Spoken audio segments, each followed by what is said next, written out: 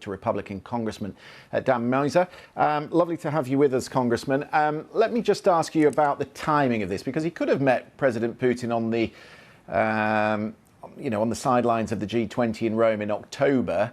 But then there has been a solar winds attack on government agencies, an attack on a pipeline, an attack on a meat factory. Did it need to be brought forward? Is it wise to have the meeting now? Yeah, he's certainly giving Vladimir Putin a stage to discuss and make his points. And President Biden's giving him quite an audience.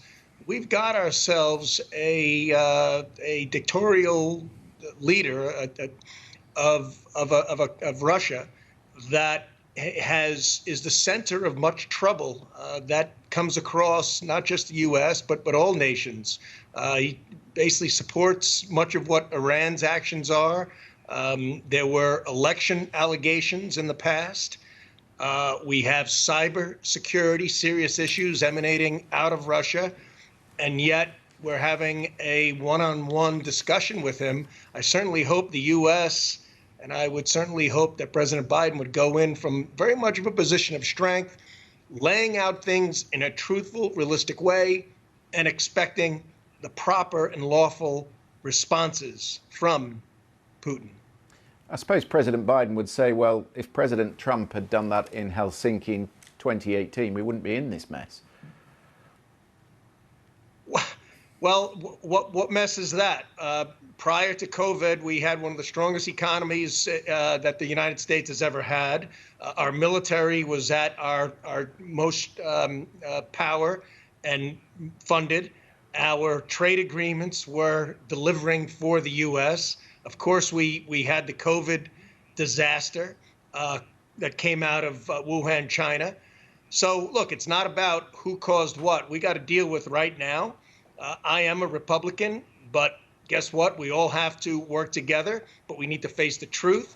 And if President Biden's goal is simply to reverse what was done by President Trump, that's a foolish reaction, because there was much good. We should be accentuating the positive and minimizing the negative, and dealing with thugs in the world in the appropriate manner, because we've got an individual in the leader of Russia that does not abide by much of the law and civility that the rest of the world abides by, with the exceptions of Iran and China.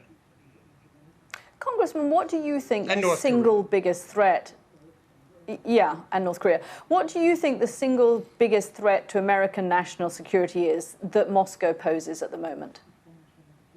Well, that's a good question. Since Russia is quite minimal in size versus the United States and other nations, they're the 19th largest economy, or perhaps 13th, excuse me, about 1/15 the size of the U.S.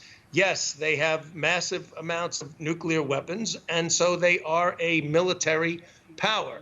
But outside of that, they act sort of in a gang warfare manner when it comes to actions related to the Ukraine. Providing threats there with 150,000 troops surrounding Ukraine, which is a very serious issue, and the cybersecurity, which should be unacceptable to us. Unacceptable that this cyber threat comes out of Russia and Russia stays silent on it. Boy, I certainly hope that's going to be a big part of this conversation. What would you like President Biden to do then in the face of those threats? Find out who did it and hold them accountable and bring them to justice in a highly cooperative, transparent manner. Okay. Congressman Dan Meuser, thank you very much for joining us.